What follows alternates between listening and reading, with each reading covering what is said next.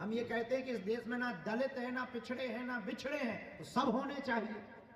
जब हम हिंदू ही बना रहे हैं तो फिर कौन इसमें दलित बच रहा, कौन इसमें पिछड़ा बच रहा? जब हम ये मैटर ही खत्म कर रहे हैं तो फिर तो सबको मिलना चाहिए अधिकार, और वर्तमान में ऐसा अधिकार सब जगह होना प्रारंभ भी हो गया है। तो हमारे शंकराचार्यों से और आचार्यों से भी प्रार्थना है, इस बात पर बहुत पुरजोर तरीके से व्यवस्था पर हम सबको समर्थन करना है कि इस देश में अब ना कोई दलित है, ना कोई पिछड़ा है, ना कोई बिछड़ा है, ना कोई ब्राह्मण है। जब सब हिंदू हैं तो हिंदू ही मंदिर का पुजारी है। क्या नाम है? धीरेन्द्र। धैर्य टूट गया, भाजपा ने झूठा कर दिया। नाम तो धीरेन्द्र, धीरों में इंद्र से, उनका धैर्य टूट गया, भाजपा की गोद में जाके बैठ गए, भाजपा ने निगल लिया। देखो गीता का पहला अध्याय, अर्जुन का वचन, जाति धर्मा कुल धर्मा च शाश्वता कुल धर्मा सनातना, अर्जुन का वचन है। वैदिक वाङ्मय में कहीं भी इसका निराकरण या खंडन नहीं है। पूर्व पक्ष इतने अंश में है कि संभावित युद्ध के चपेट में आकर कहीं सनातन जाति धर्म कुल धर्म वर्ण धर्म विकृत ना हो जाए। बाकी वाक्य सिद्धांत का ही है। अब विचित्र बात यह है, जो जो जाति धर्म को विकृत करने चलता है या चले हैं, एक विचित्र बात है, वो विकृत पहले हो जाता, और जब विकृत हो गए तो विकृत क्या करेंगे? जो जो जाति धर्म को धर्म सनातन वैदादि शास्त्र सम्मत है, उनको विलुप्त करने का विचार बनाता है, पहले ही विलुप्त हो जाता है। तो विकृत हो गया तो विकृत क्या करेगा? वो पहले ही विकृत हो गया, विलुप्त किया, स्वयं ही विलुप्त हो गया तो विकृत क्या करेगा? इसलिए जाति धर्म को मिटाने का प्रयास करना अदूरदर्शिता, पागलपन, भाजपा कांग्रेस की गोद में बैठकर उनके उच्छिष्ट का भोजन करना। दूसरी बात है, अब युक्ति की दृष्टि से बोलता हूँ, America, Britain, Germany, Japan, France इत्यादि जो विकसित देश बने जाते हैं, उनमें कोई ऐसी विधा है कि शिक्षा, रक्षा, अर्थ और सेवा के प्रकल्प सदा संतुलित रहे, मातृशक्ति का शील सुरक्षित रहे, हर व्यक्ति की जीविका जन्म से सुरक्षित, हर व्यक्ति का जीवन दुर्व्यसन मुक्त रहे? कहीं नहीं।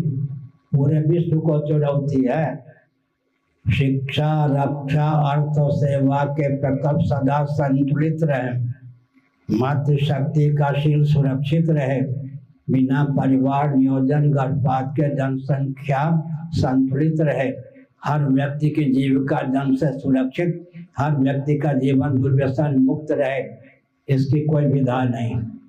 हमारे पूज्य गुरुदेव स्वामी करपात्री जी महाराज ने कहा, डटकर वर्णाश्रम का मंडन करना, उसके स्वरूप स्वभाव प्रभाव का वेदादि शास्त्र सम्मत विधा से युक्ति से प्रतिपादन करना, क्योंकि कलयुग के अंतिम चरण में ब्राह्मण कुल में भगवान कल्कि का अवतार होगा।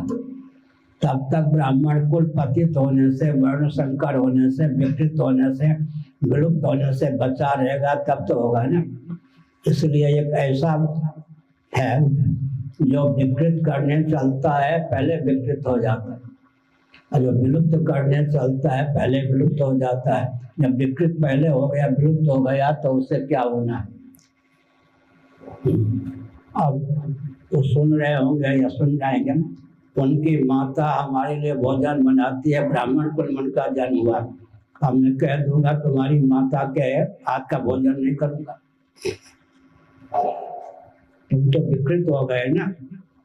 तुम्हारी माता ने तुमको कान पकड़ के चाटा नहीं मारा होगा। जब हम जाते हैं तो उसकी माता भोजन बना के पवाती है, हम समझते हैं कि ब्राह्मण घर के ब्राह्मण है। अब जब तुम जाति का खंडन करते हो, तुम्हारे हाथ का पानी नहीं पीऊंगा ना, तुम्हारे हाथ का, तुम्हारे घर का भोजन करूंगा। ये सब अवसरवादी है। अवसरवादी थोड़े दिनों के होते हैं, ज्यादा दिन चलते नहीं।